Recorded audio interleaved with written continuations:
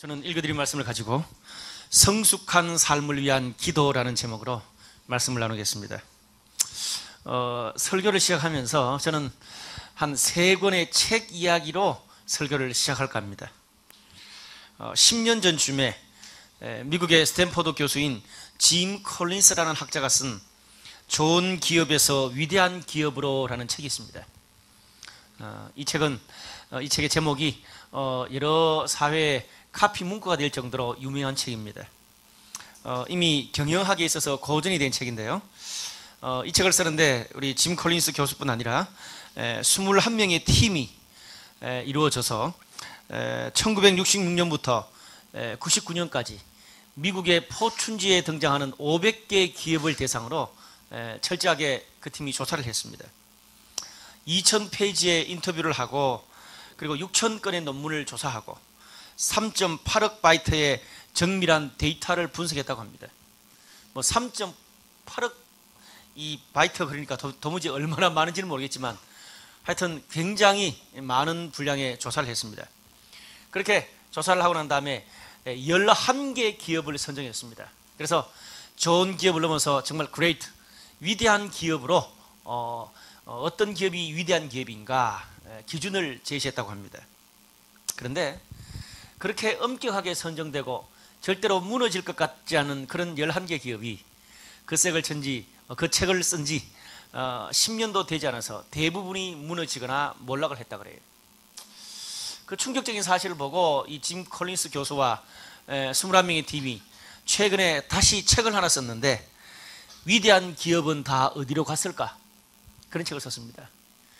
그런 기업들이 몰락하는 것을 보면서 우리는 어떻게 하면 몰락하지 않을 수 있을까? 그 해법을 제시했습니다. 얼마 되지 않았죠. 2008년 그러니까 불과 한 3, 4년 전에 위대한 기업을 넘어 사랑받는 기업으로 라는 우리 가슴을 따뜻하게 하는 전혀 새로운 형태의 책이 출간됐습니다. 그 책의 내용은 이렇습니다. 지금까지 여러 기업들처럼 기업이 단순히 이윤을 내고 성장하고 위대한 것으로만 이 사회를 이끌어갈 수가 없다는 것입니다. 이제는 사람들이 함께 일하고 싶고 함께 비즈니스하고 함께 투자하고 싶은 모든 사람들이 참여하고 싶은 그런 기업이 돼야 이 세상을 이끌어가고 몰락하지 않고 오래 지속될 수 있다. 그런 견해를 했습니다. 쉽게 말해서 고객의 돈을 짜리는 게 아니라 이 사람들의 마음을 행복하게 해야 그 기업이 오래 간다는 거죠. 무슨 말입니까? 성장하고 위대한 것만으로는 이제 이 시대를 이끌어갈 수가 없습니다. 성장을 넘어서 사람들에게 사랑을 받고 존경을 받아야 된다는 것입니다. 여러분, 어떤 면에서 이것은 요즘 믿지 않는 사람들과 세상이 우리 교회와 크리스찬들에게 요구하는 것과 일맥상통합니다. 성장하고 축복하고 또 축복받고 우리 교회 다니는 우리만의 리그에서 기뻐하고 만족하는 게 우리 믿지 않는 세상 사람들에게 무슨 의미가 있냐는 거예요. 우리가 받은 그 은혜와 축복 때문에 우리 주위 사람들이 학교가 또 이 홍대 땅이 서울과 우리 다음 세대가 얼마나 건강해질 수 있냐. 믿지 않는 사람들은 그것을 묻고 있습니다. 성장을 넘어서 성숙할 것을 요구하고 있다는 거죠. 그래서 우리 세상이 요즘 교회에 대해서 많은 비판하는 거예요. 비판한다는 말은 저는 거꾸로 그만큼 기대가 많다는 것으로 받아들이고 싶습니다. 여러분, 우리는 지금 교회 전체적으로 몇 주 동안 기도에 대해서 여러 가지 말씀을 우리가 도전받고 기도하고 있습니다. 특별히 오늘은 이 솔로몬의 기도를 통해서 저와 여러분 우리 BLC 모든 성도들이 성장을 넘어서 성숙한 신앙으로 변화되고 또 우리 주위에 많은 영향을 끼치는 저와 여러분 우리 모두가 되시기를 주님의 이름으로 축복합니다. 그러기 위해서는 첫 번째로 문제에 붙잡히지 말고 기도로 돌파할 수 있어야 됩니다. 오늘 본문은 솔로몬 왕이 아버지 다윗 왕을 이어서 왕이 되고 난 다음에 하나님께 감사하여서 서원 기도를 드리는 그런 장면입니다. 4절 말씀해 보니까 솔로몬 왕이 기본에 있는 큰 산당에서 1000번제를 드리게 됐다. 그렇게 묘사하고 있습니다. 여러분, 이 기본에 있는 큰 산당은 이 과거에 모세가 광야에서 만든 성막의 제단이 있는 곳이에요.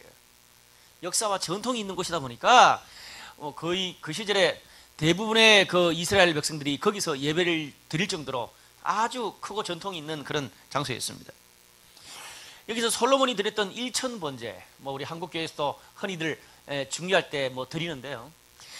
여러분, 이 솔로몬이 드렸던 일천번제는 1000일 동안 제사를 드린 기간이 아니라 1000마리 가축을 제물 그 동물을 1000마리를 드린 아주 큰 제사를 의미하고 있습니다.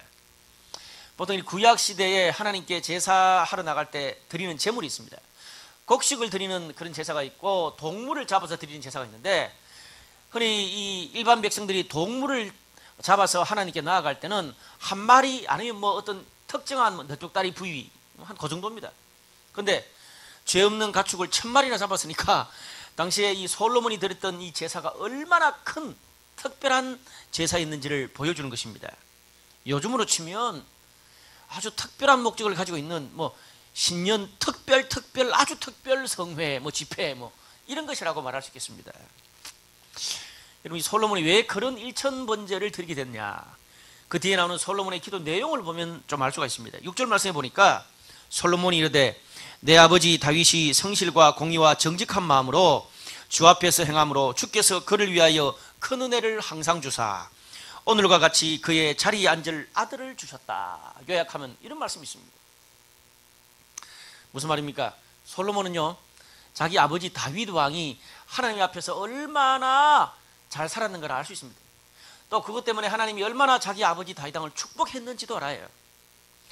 여러분, 다윗 왕은 이스라엘 역사 최고 왕입니다. 구약 이스라엘 역사를 요약하면 아브라함과 다윗 왕이에요. 그만큼 최고의 왕이에요. 그는 최고의 전쟁 영웅일 뿐만 아니라 전쟁 영웅일 뿐 아니라 시인이라. 싸움도 잘하는 사람이 시도 잘 써. 그러면 자매들이 얼마나 좋아했겠어. 아주 이 최고의 사람이다. 저도 그런 사람이 되고 싶어. 지금 와가지고 돼서 하겠냐마는 하여튼 그만큼 다윗 왕은 완벽에 가까웠던 사람입니다. 여러분, 이스라엘 백성들이 그 다윗 왕을 생각하면, 또 솔로몬이 아버지를 생각하면 너무 멋있겠죠. 근데 그 아버지의 뒤를 이어서 왕이 됐다고 생각하면 얼마나 부담되겠어요. 나는 과연 저렇게 훌륭한 아버지처럼 될 수 있을까? 그리고 아들 솔로몬 왕이 하는 모든 일 일거수일투족을 아버지 다윗 왕과 비교당할 거 아니에요. 아주 모르긴 해도 부담이 컸을 것입니다. 그래서 정말 간절한 마음으로 나도 아버지처럼 나라를 잘 다스릴 수 있게 해주십시오, 하나님의 도움을 간절히 원했을 거 아니에요. 그래서 일천번제를 드린 것입니다. 여러분, 우리가 일상생활을 하면서 흔히 내 수준에 과한 아주 중차대한 그런 임무, 그런 자리에 가게 됐을 때, 맡게 됐을 때 보통 어떻게 합니까? 정말 입이 바짝바짝 말라가지고 평상시 기도하는 것과 차원이 다른 더 간절함으로 기도를 드리는 거예요. 또 인생에서 아주 중차대한 어떤 그런 가정의 대소사 일들 있잖아요. 결혼, 취업, 또 시험, 출산, 또 새로운 사업을 시작하게 됐다. 그럴 때 어떻습니까? 정말 하나님 이것만은 꼭 붙게 해 주십시오. 이것만은 꼭 되게 해 주십시오. 자기 나름대로 금식 기도를 한다든지 한 20일 작정 기도를 한다든지 나름대로 그런 기도를 드리게 되는 것입니다. 오늘 솔로몬이 그런 어떤 간절함과 특별한 목적을 가지고 하나님께 일천번제를 드리고 있습니다. 그런데 오늘 7절 8절 말씀해 보니까 솔로몬의 그 마음이 너무 잘 나타나고 있어요. 주께서 종으로 아버지 다윗을 대신하여 왕이 되게 하셨사오니 종은 작은 아이라 출입할 줄을 알지 못하고 왕께서 택하신 백성 가운데 있나이다. 훌륭한 아버지 다윗 왕을 이어서 왕이 되긴 했지만 리더십, 경험, 능력 모든 것에서 부족합니다. 열등감을 느낄 수밖에 없어요. 자신을 생각하면 얼마나 자기가 좀 부족함을 느꼈으면 자기를 하나님 앞에서 작은 아이다, 그냥 아이가 아니고 작은 아이다 그렇게 표현하고 내가 어떻게 출입해야 될지를 모르겠습니다. 출입을 못해서 못하는 건가요? 그만큼 자기가 부족한 사람이라고 하나님께 기도하고 있습니다. 이 기도를 들을 때마다 참 짱하다, 가슴이 찡해집니다. 그렇지만 여러분, 이 솔로몬의 기도를 통해서 우리는 정말 중요한 진리 하나를 발견할 수가 있습니다. 자신의 부족함과 연약을 가지고 하나님께 솔직히 나아가는 기도입니다. 목사님, 힘들 때 부담될 때 기도하는 거 당연하지. 그걸 가지고 무슨 중요한 진리라고 말씀하십니까? 여러분, 힘들고 부담되고 내 힘으로 도저히 어떻게 해야 될지 모를 때 솔로몬처럼 1000번제를 드리고 기도하기가 쉽습니까? 아니면 그냥 먼저 낙심하고 실망하고 먼저 주저앉아 있는 게 더 많습니까? 사람은요, 그 인간의 본성상 힘들고 어렵고 부담되면 왜 하필이면 나한테 하나님이 이런 일을 주시는 거야? 짜증나 죽겠어, 열받아 돌겠어.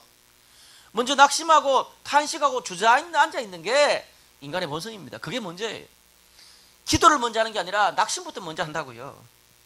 그것 때문에 방황하고 울고 슬퍼 마시고 전화 끊고 잠수 타고 멘붕이 돼가지고 며칠을 방구석에 처박혀 있고 페이스북에 내 마음을 잘 떠올리지만 하나님께 나아가서 기도는 안 해.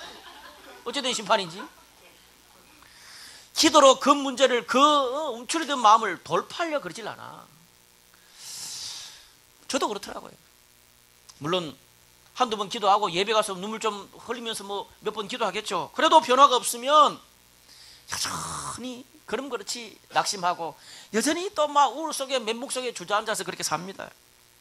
여러분, 그럴 때 기도와 하나님의 은혜로 잘 추스리고 돌파해도 시원찮을 판국에 실망과 낙심에 빠져가지고 마지막 남아있는 의욕마저도 다 잡아먹히고 말아요. 그러니까 삶이 6개월, 1년, 몇 년 계속 그렇게 그냥 침체된 채 살아가는 거예요. 해결책도 없이 걱정만 하고 대책도 없고. 오늘 말씀을 들으면서 우리가 부담과 책임과 어려움에 짓눌려서 죽을 것인지 아니면 기도와 하나님의 은혜로 그것을 돌파하고 이겨낼지를 선택할 수 있기를 축원합니다. 참 목사님 같은 말씀을 하시네. 그렇게 말할지 모르겠습니다. 근데 여러분, 좀 부끄럽지만 저는 한 몇 주 동안에 있었던 제 자신의 삶을 좀 여러분과 나누기를 원합니다. 한 몇 주 동안, 한 몇 달 동안 저는 개인적으로 굉장히 힘든 시간을 지금 보내고 있습니다. 교회, 공연장, 가정, 재정, 친척 여러 가지 좀 이렇게 메가톤급 일들이 동시에 한꺼번에 터진 거예요. 이거 하나 해결하면 또 저기 뻥 터지고 저거 해결하면 저기 뻥 터지고 이제 조금이 안정될 때 되면 또 저기 뻥 터져. 예상할 수 없는 일이 뻥뻥 터져요. 제 힘에 버거운 일들이 너무너무 많았어요. 그러다 보니까 에너지가 고갈이 되더라고요. 신경을 너무 많이 써서 그런지 몸이 아파가지고 잠을 잘 못 자. 그리고 계속 이제 한 몇 주 동안 침을 맞고 있어요. 한의원에 가니까 이렇게 진맥을 더 잡아보더니 혹시 최근 몇 년 안에 가족 간에 누가 죽었는지 큰 우울증에 걸렸는지를 묻더라고요. 그런 적 없다고. 조금 쉬시라고 그러더라고요. 그래서 몇 주 동안 저는 계속 좀 어려운 가운데 지냈어요. 목사님도 그러냐 그렇게 욕할지 모르겠지만 목사님도 그래요. 닥치는 일은 똑같다고요. 반응이 다를 뿐이지. 여러분, 우리가 학교 다닐 때 닥치는 문제하고 직장생활하면서 닥치는 문제가 다르고 결혼하기 전과 결혼하고 난 다음에 닥치는 문제의 이 중압감이 틀려요. 여러분처럼 20, 30대 느끼는 그런 인생의 무게하고 저처럼 이제 50을 앞두고 있는 사람의 인생의 무게가 차원이 틀린 거예요. 왜냐하면 20, 30대에는 좀 선택을 잘못하고 결정을 잘못하고 미스를 해도 다시 하면 돼요. 근데 40대 중후반에는요, 다시 한다는 게 있을 수가 없어요. 지금 내가 어떤 결정을 하냐에 따라서 나의 미래, 나의 가정의 미래, 자녀들의 미래, 그리고 나와 함께하고 있는 모든 사람들과 공동체의 미래가 왔다 갔다 하는 거예요. 그러니까 밤잠을 못 자죠.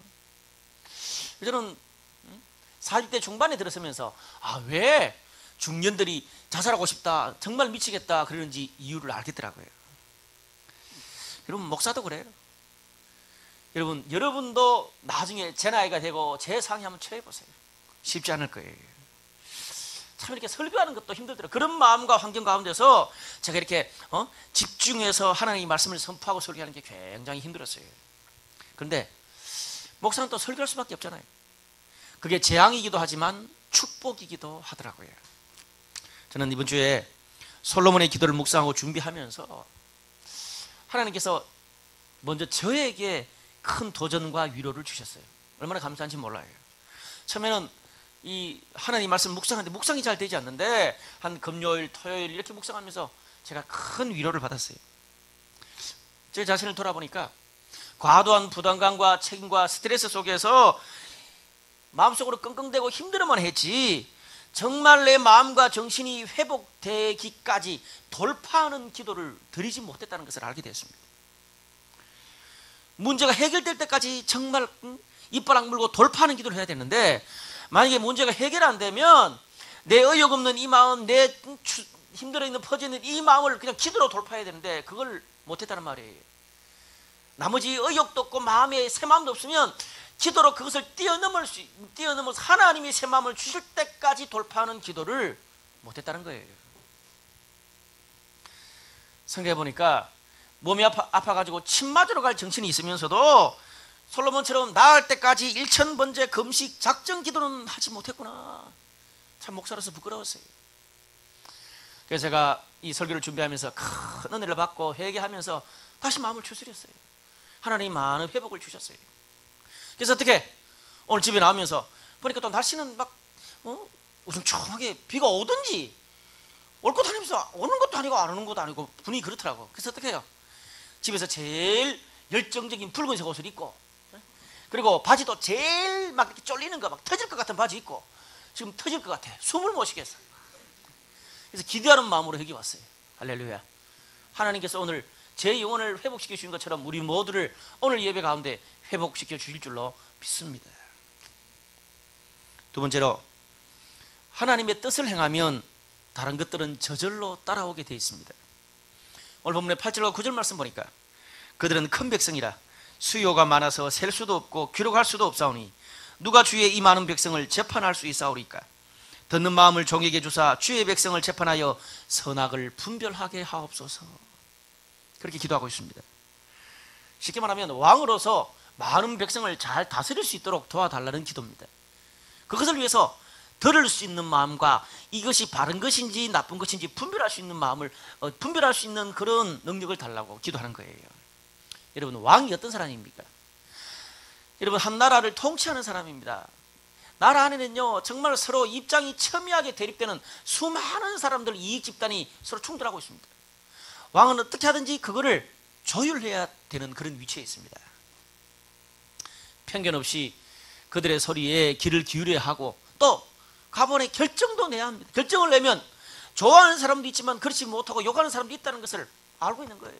참 왕이라는 자리가 어려운 자리입니다. 근데 참 왕으로서 그런 능력이 필요하지만 현재 솔로몬이 처한 그런 위치를 보면 왕으로서 그런 감당할 수 있는 지도력은 고사하고 왕이 자리 자체도 불안정한 그런 시점이었어요.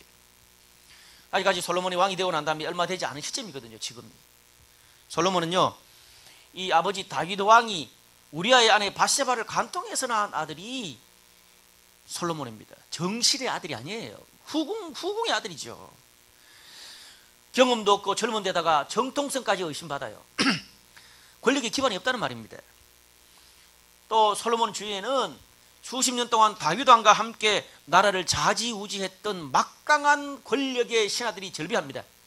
그들 중 대부분은 이 정실의 아들인 다른 왕자들과 결탁해가지고 반역을 도모하고 있는 그런 시점이에요.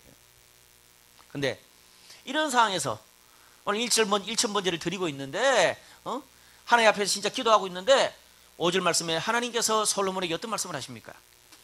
꿈이 나타나서 내가 너한테 무엇을 해줄까? 구해라. 그 이야기를 그것을 요청하세요.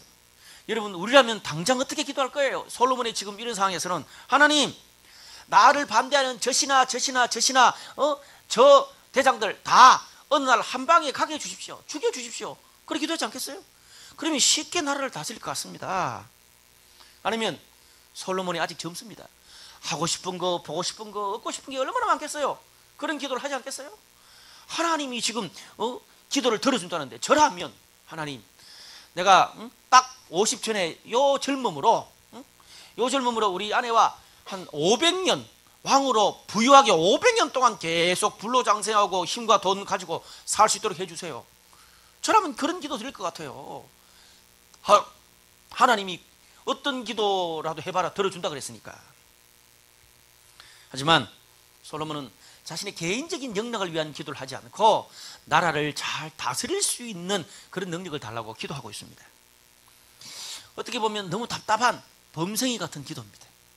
그런데 오늘 성경 말씀 보면 하나님께서 솔로몬의 기도에 응답해 주셔서 지혜와 총명한 마음을 주세요. 그까지는 오케이.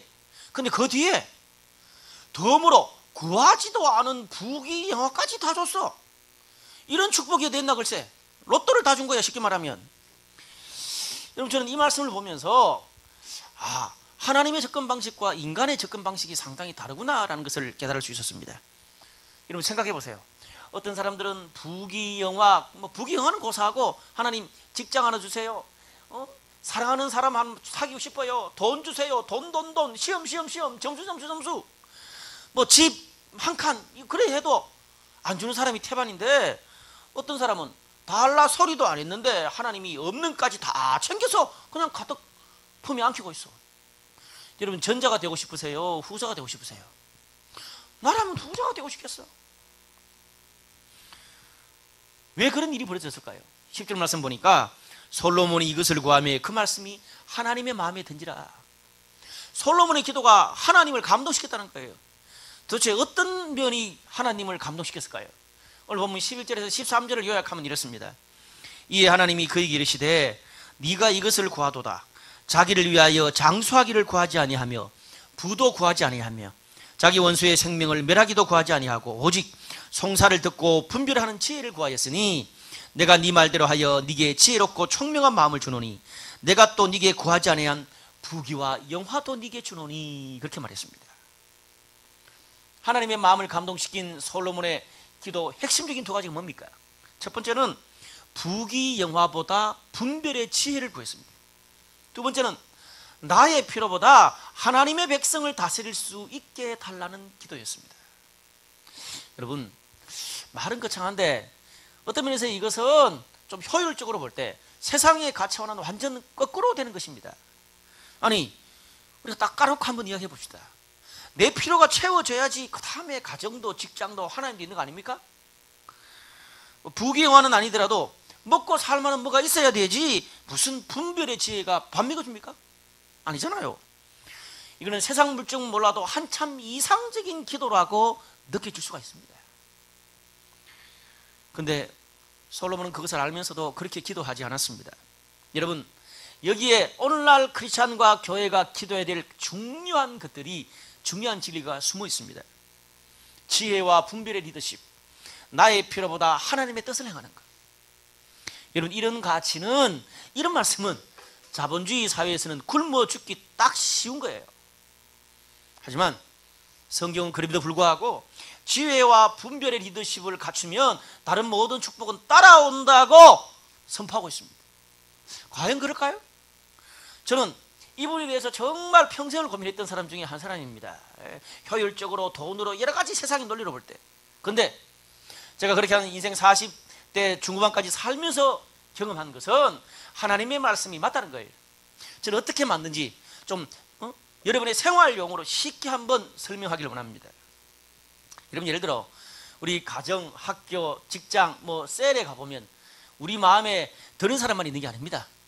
진짜 우리 마음이 안 들고 진짜 저 인간 없으면 나는 저기 갈 텐데 그런 생각 드는 사람이 있어요, 없어요? 있습니다. 저도 우리 집에 있다 그랬잖아요. 여러분, 예를 들어 우리 주위에 보면 진짜 이기적이고 싸가지 없는 그런 친구, 동료들이 있고요. 비인격적이고 원칙도 없이 늘 지 맘대로 막 명령하는 상사나 선배들도 있고요. 말만 할 줄 알지 아무것도 손도 까딱 안 하는 그런 후배, 그런 아래 사람이 있고, 늘 사고만 치고 다니는 동생, 늘 빈정거리는 형님이나 누나, 늘 잔소리만 해대는 말도 안 통하는 그런 부모님이 분명히 우리 가운데 있다고요. 여러분, 이럴 때 우리는 어떻게 반응합니까? 처음에는 잘 참다가 그것이 한계 사항을 넘어가면 어떻습니까? 하나님, 저 인간은 꼴도 보기 싫어요. 같이 있는 것만도 힘들어요. 내가 받은 상처와 짜증이 열받는 게 얼마나 많은데요. 저런 사람 안 보고 저런 곳에 있지 않으면서는 빨리 그냥 취업하고 우리 가정 떠나고 빨리 결혼했으면 좋겠어요. 다른 곳으로 가게 해주세요. 우리 그렇게 기도하잖아요. 여러분, 하지만 이런 나의 원수, 나의 정적들을 사라진다고, 이런 정적들이 사라지고 내가 받은 상처와 고통, 이런 기도 드리면 나의 정적들이 사라지고 내가 받은 상처와 고통이 치유될지는 몰라도 내 삶이 궁극적으로 바뀌지는 않습니다. 다른 곳에 가보세요. 똑같습니다. 자, 솔로몬 이야기를 한번 해볼게요. 솔로몬이 예를 들어서 하나님, 내가 왕이 됐는데 나를 반대하는 저 신하, 저 군대 다 정적들 쳐 없애주세요. 다 없앴어. 근데 문제는 그런다고 정적들이 없을까요? 반대하는 이 신하 죽이고 나면 또 다른 곳에서 반대하는 신하가 나고, 이 군대 없애고 나면 또 다른 지역에서 반대하는 군대들이 일어나게 돼 있어요. 여러분, 다른 학교, 다른 직장, 다른 셀 가보세요. 그런 사람이 없는 것 같죠? 어디 가도 나하고 안 받고 내 싫어하고 내가 정말 꼴도 보기 싫어하는 사람이 있게 마련이에요. 평생 우리는 붙이고 살아요. 그럴 바야 오늘 솔로몬처럼 기도하자는 거지요. 하나님, 저 정적들을 품어낼 수 있고 뛰어넘을 수 있고 저들을 다스릴 수 있는 그런 자질과 성품과 지도력, 리더십을 저에게 주십시오. 그렇게 기도하면서 뛰어넘을 수 있는 그런 지도력이 내 마음속에 그리고 내 삶이 훈련되면 어떻습니까? 이제는 어디를 가도 어떤 사람을 만나도 뛰어넘을 수 있는 그런, 능히 뛰어넘을 수 있는 리더십을 갖추면 어디 가도 문제가 없는 거예요. 그러니까 어디 가도 축복이 따라오는 그런 사람이 돼요. 여러분, 이게 성숙한 기도입니다. 또 우리들 주위에 어떤 사람을 보면, 하나님, 나한테 돈만 주시면, 직장만 주시면, 학교만 들어가게 해주시면, 이런 사람만 주시면 하나님이 일을 잘할 텐데요. 그렇게 기도합니다. 얼마나 답답하고 힘들면, 간절하면 그런 기도를 드리겠어요. 그래서 하나님이 그 사람에게 정말 간절히 원하는 돈도, 점수도, 직장도, 사람도 주세요. 근데 문제가 뭡니까? 얼마 못 가서 그 학교에서 그 직장에서 견디지를 못합니다. 여러분, 어떤 사람 보면요, 가는 직장마다 늘 직장 상사가 문제래요. 근데 그 직장 상사한테 물어보면 뭐라고 하는 줄 아세요? 저 사람은 늘 일 처리를 개떡같이 하고 센스와 융통성도 없으면서 늘 상사 욕만 한다 그래. 두 말을 다 들어봐야 돼. 또 어떤 사람들은 하나님, 우리 사원이 없어요, 나와 같이 일할 사람이 없어요, 그렇게 기도하는데 좋은 사람 보내주면 늘 또 자신의 성품이 안 되고 또 떠나보내는 거예요. 하나님이요, 한두 번은 기적으로 채워줄 수 있을지 모르겠습니다. 그러나 시간이 지나면요, 우리가 돈 벌고 직장 가고 일 잘하고 사람을 품어낼 수 있는 그런 인격과 성품과 리더십을 우리 삶 속에서 훈련하지 않으면 내 삶의 문제는 어디를 가도 계속 반복돼요. 계속 반복돼요. 여기서 새는 바가지가 다른 데 간다고 안 새겠어요? 어떻게 해요? 여기서 셀 때 바가지를 물 빠지지 않도록 막아놔야 다른 데 가서도 새지 않습니다. 그 말입니다. 여러분, 나를 대적하는 정적들, 걸림돌, 우리 인생의 걸림돌, 고통스러운 환경을 없애는 것은 그 눈앞에 있는 단타예요.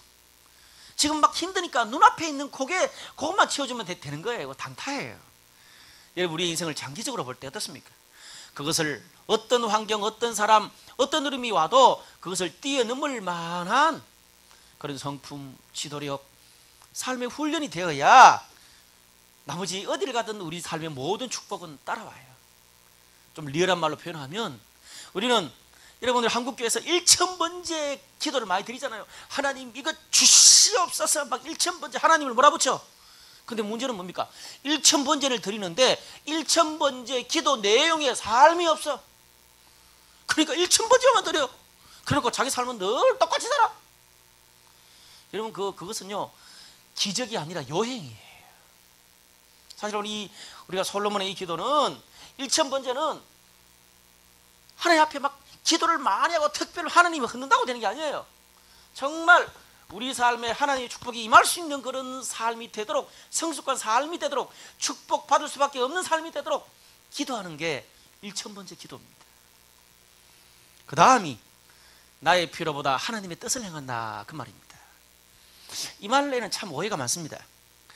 그 말은 내 가정, 내 직장 다 팽개치고 이제 너는 교회 일만 해라, 그 말이 아닙니다. 나의 개인적인 꿈은 완전 필요도 없고 셀 리더 해야 된다, 선교해야 된다, 그 말 하는 게 아니에요. 여러분, 솔로몬 예를 제가 한번 들어볼게요. 솔로몬이 왕이라고 하나님이 네 기도 다 들어주겠다 그랬으니까 이제 어떻게, 하나님, 나 혼자 300년 500년 불로장생하게 해주십시오. 신하들은 다 죽는데 돈, 권력 모든 것을 하나님이 주셔서 다 가지고 있어. 그래놓고 어떻게 신하들한테는 너희들은 신하고 백성들이니까 무조건 내 말을 들으라 그렇게 했다고 칩시다. 백성들이 힘과 권력이 있으니까 고개 숙이고 따라갈 수밖에 없지만 정말 진정으로 누가 그 왕을 따라가겠어요? 아니 왕도 지만 챙기는데 나도 나를 챙겨야 되지 않겠어요? 언제 잘릴지 모르는데. 그러니까 공문되고 고위직이 올라가면 내가 임기가 다 하기 전에 막 그냥 나도 해먹는 거예요. 왕을 따라가는 거죠. 근데 솔로몬이 오늘 본문에 보니까 왕이지만 하나님께서 네가 기도하는 거 다 주겠다 그럼에도 불구하고 내 필요는 안 채우고 나라 걱정하고 나라를 위해서 하나님 앞에 기도하고 하나님 주신 거 다 쓰니까 여러분 신하들과 백성들이 감동하지 않겠어요? 오늘 그렇게 일천번제 드리고 난 다음에 하나님께 감사한금 드리고 신하들에게 잔치를 베풀어. 자기가 지금 막 기도하고 하나님 앞에 얻어놔놓고 그 영광을 누구한테 돌려? 하나님과 주위의 신하들한테 돌리고 있어. 멋있는 사람이야. 여러분 그러니까 신하들과 백성들이 뭐라 그러겠어요? 왕이 자기를 챙기지 않고 저렇게 섬기는데 우리도 조금이라도 도와야 안 되겠냐 그러는 거예요. 여러분 왕이 섬기는 것에 50%만 신하들이 섬기도 잘하는 거예요. 지도자의 10%만 백성이 따라가는 것도 잘하는 거예요. 그렇게 서로 나라를 위하니까 나중에는 왕은 솔로몬 왕은 왕대로 높여주고 신하는 신하대로 높여주고 백성은 잘 살아서 좋고 공동체가 사니까 모두가 좋아지는 거예요. 우리가 마태복음 6장 33절 말씀 보니까 너희는 먼저 그의 나라와 그의 의를 구하라. 그리하면 이 모든 것을 너희에게 더하시리라. 오늘 솔로몬의 기도가 바로 이것들을 자신의 삶에 적용한 거예요. 신약의 이 말씀을. 여러분 이게 오늘 우리의 삶의 생활의 용어로 옮기면 무슨 말입니까? 우리에게 주어진 가정, 학교, 직장, 교회와 셀, 우리 인생에 하나님 맡겨주신 비전들이 있잖아요. 근데 나에게 맡겨주신 수많은 게 있는데 어디 가든지 내 이익만 챙기고 내 유익만 뽑아먹으려고 그러지 말고 어떻게 해요? 나로 인해서 공동체가 좋아지고 공동체를 살리고 공동체가 필요한 사람이 되라 그 말이에요. 할렐루야. 여러분 우리 가정에 한번 정해 봅시다. 우리 엄마 아빠는 지금까지 살면서 늘 나한테 상처만 줬어. 잔소리만 했어. 형님 동생 너무 짜증나. 어떻게든지 빨리 내가 학교 졸업하고 이제 막 집도 독립하고 그래서 나는 어떻게든지 이 가정을 탈출하고 싶어. 여러분 탈출하면 자유롭고 좋겠죠. 그런데 나는 또 결혼 안 하나? 나 또 결혼해. 나도 가정을 가질 거란 말이야. 가정에서 듣고 본 게 없는데 항상 가정에서 싸우고 짜증내고 소리 지르고 빨리 독립해서 떠날 거야. 그런 것만 평생 했는 사람이 내가 새로 만난 그 사랑하는 사람과 자녀와 가족을 잃었을 때 여러분 어떻겠어요? 역시 똑같이 자신들의 부모와 자신의 가정이 했던 것처럼 똑같이 싸우고 두드려 부수고 도망가고 이래 되는 거예요. 여러분 생각해 보세요. 나를 낳아준 나를 사랑하는 아빠, 엄마, 형님, 동생하고도 관계를 회복하지 못하는데 우리가 세상 살면서 여러분 생각해 보세요. 그래도 우리 부모님은 나를 사랑하는 사람이야. 근데 우리가 사회생활 하면 여러분 직장생활을 해봐. 우리 아버지, 엄마 같은 피 한 방울 안 섞인 그런 어른들 직장 상사하고 어떻게 관계 맺는 걸 배울 거야? 여러분 가정에서 형님, 동생하고 관계도 잘 못하는데 나중에 가가지고 우리 직장 선배들, 우리 후배들하고 어떻게 관계를 맺고 그들하고 돈을 벌고 일을 도모하겠어? 물론 가정에서 완벽할 수는 없어요. 또 가정이 더 어려운 게 사실이에요. 그런데 그런 노력이라도 해야 거기서 훈련이 돼서 밖에 나가서도 할 수 있는 거예요. 아멘? 그런 노력이 정말 중요한 거예요. 우리가 뭐 같은 과에서도 또 직장에서도 셀에서도 다양한 사람이 섞여서 삽니다. 정말 이렇게 사회생활을 하려고 하면 다양한 사람이 섞여 살아요. 그런데 그러다 보니까 하나 되기 쉽지 않습니다. 그래도 어쨌든 간에 한 과에서 한 셀에서 한 직장에 있으면 그냥 좀 마음에 서로 안 들고 안 맞아도 전체를 위해서 내 성향을 조금 포기하고 양보하고 맞춰주고 도와주는 것을 배워야 되는 거예요. 이렇게 공동체에 필요한 사람이 되면 내가 힘들 때 다른 사람도 나를 도와줘. 그런데 공동체를 위해서는 조금 더 희생하거나 조금 더 양보를 해본 적도 없고 늘 불평하고 짜증만 내던 사람이 어느 날 내가 지금 힘들고 필요할 때 도와주세요 그런다고 공동체와 사람들이 도와주겠냐고. 한번 생각해봐. 예를 들어 우리 가정에 초상이 났어. 근데 내가 지금 내 친구들 다른 사람들 그 가족이 초상이 나고 어려운 장례를 당했을 때 내가 그 집에 가서 한 번도 도와준 적이 없는데 우리 집 초상 났을 때 누가 와서 도와주겠냐고. 여러분 따라합시다. 뿌린 대로 거두는 거다. 그럼요. 뿌린 대로 거두는 거예요. 나의 상황이 좀 힘들고 조금 소리나는 것을 알지만 하나님의 뜻을 따라 기쁘게 섬기고 희생하고 최선을 다하면 부족한 것도 하나님이 도우신다는 거예요. 그런데 지금까지 평생을 살면서 늘 내 유익대로 내가 원하는 것만 쏙쏙 뽑아 먹으면서 살아나놓고 이제 내가 답답할 때 공동체 하나님 도와주세요 그런다고 어떻게 도와주냐고요. 패턴이 된 적이 없는데 그냥 그렇게 지금까지 살아왔던 것처럼 천상천하 유아 독존인지 종인지 모르겠는데 그렇게 혼자만 살면 돼. 내 유익을 위해서 살지 아니면 먼저 그 나라와 그 일을 구하고 공동체를 섬기면서 살지. 여러분 젊은 시절부터 그것을 선택하고 훈련할 수 있기를 바랍니다. 말씀의 결론을 맺을게요. 우리 창단 나와주시고요. 저는 이 말씀을 묵상하면서 한 가지 신기한 게 있습니다. 솔로몬 왕 정도 되면 그 훌륭한 위대한 그 아버지 다윗 왕의 뒤를 이어서 왕이 됐다면 내가 왕이 돼서 어떻게 다스려야 되고 누구와 손을 잡아야 되고 어떤 식으로 지혜를 가져서 결정해야 되는지 생각을 안 해봤겠어요? 엄청나게 생각을 많이 했을 것 같아요. 저도 지금 이제 겨우 우리 블라이트 공동체 이 정도 되는데도 제가 어떻게 이끌까, 어떻게 도울까, 어떻게 조정할까 별의별 생각을 다 하는데 아마 솔로몬 왕도 별의별 생각을 다 했을 거예요. 여러분 나를 어떻게 다스릴지 몰라서 못 다스렸겠어요? 여러분 어떠세요? 내가 학교생활을 어떻게 해야 될지, 직장생활을 어떻게 해야 될지, 교회생활을 어떻게 해야 될지, 연애 어떻게 해야 될지, 나중에 가정 이뤄서 어떻게 해야 될지 알아요 몰라요? 다 알아요. 나이 20살만 넘으면 다 알아. 그렇게 못 살 뿐이지. 소리를 좀 줄여주시고 그렇게 못 살 뿐이라. 몸이 안 움직여서 못 살든지 마음이 안 움직여서 못 살든지 의욕이 없어서 못 살든지 알지만 못 살고 있는 것뿐이야. 근데 중요한 것은 오늘 솔로몬이 1000번제를 드리는 가운데 하나님이 말씀하셨어. 근데 오늘 하나님 말씀하시니까 뭐 별거 없어 뭐 뻔한 말이야. 근데 왜 솔로몬이 이걸 붙들고 있을까요? 하나님이 말씀하셨으니까. 하나님이 말씀하셨으니까. 몰라서 솔로몬이 뜬 게 아니라 확신이 없었어요. 하나님이 예배 가운데서 그런 확신을 주시니까 어떤 어려움, 신화 때문에 아니면 나라 때문에 자신의 약함 때문에 어떤 어려움이 와도 하나님이 말씀하셨으니까 끝까지 확신을 가지고 흔들리지 않을 수 있었던 거라. 여러분 사람은 몰라서 그렇게 못 사는 게 아니에요. 그렇게 살 수 있는 힘과 확신과 능력을 하나님이 주셔야 돼요. 저는 오늘 이 예배, 이 기도가 오늘 솔로몬이 1000번제 가운데 확신을 받은 것처럼 그런 우리 삶에 하나님의 확신을 받는 시간 되기를 주님의 이름으로 축복합니다.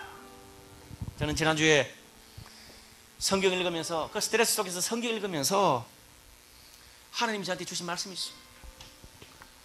저는 오늘 설교 준비하면서 하나님이 그 말씀을 왜 주셨는지 알게 됐어요. 요한복음 9장 3절에서 5절 메시지 성경으로 제가 한번 읽어드릴게요. 하나님 제게 주신 말씀. 예수님께서 말씀하셨다. 탓할 사람을 찾으려고 하니 너희의 질문이 잘못되었다. 이 일에 그런 식의 인과관계는 없다. 차라리 너희는 하나님께서 어떤 일을 하시는지 주목해보라. 우리는 나를 이 세상에 보내신 분을 위해 해가 비치는 동안 활기차게 일해야 한다. 밤이 되면 일할 시간이 끝난다. 내가 이 세상에 있는 동안은 빛이 풍성하다. 나는 세상의 빛이다. 무슨 말이에요? 내 상황이 힘들고 환경이 어렵고 돈 때문에 환경 때문에 사람 때문에 힘들더라도 그것 때문에 핑계대고 탓할 게 아니란 말이에요. 그것 때문에 하나님 앞에 바르게 살고 하나님 주신 사명을 따라 살아 못 산다는 핑계가 될 수 없다는 거예요. 핑계대지 말라는 거예요. 그거와 상관없이 힘들고 어려워도 네가 할 수 있는 만큼 최선을 다하라는 거예요. 이 세상에 사는 동안 빛으로서 할 수 있는 거 다 하라는 거예요. 여러분 그렇지 않아요? 이래서 못하겠다 저래서 못하겠다 이야기하는데 사실 그거 6개월 전에도 이야기한 거고 몇 년 전에도 이야기한 거예요. 결국 핑계라는 거예요. 내가 못하는 것과 내 어려운 상관은 아무 상관이 없다고 말해요. 어떤 환경에서도 빛으로 살아라. 오늘 하나님께서 저에게 주셨던 말씀이에요. 오늘 예배를 드리면서 여러분이 사람을 탓하고 있고 환경을 탓하고 있습니다. 그것이 지금 여러분이 퍼져 살고 있는 것과 아무 상관이 없다고 주님 말씀하십니다. 여러분은 빛이 하나님이 오늘 여러분을 격려하시고 회복시키시고 확신을 주시면 오늘 여러분을 통해서 다시금 새로운 일이 일어날 줄로 믿습니다.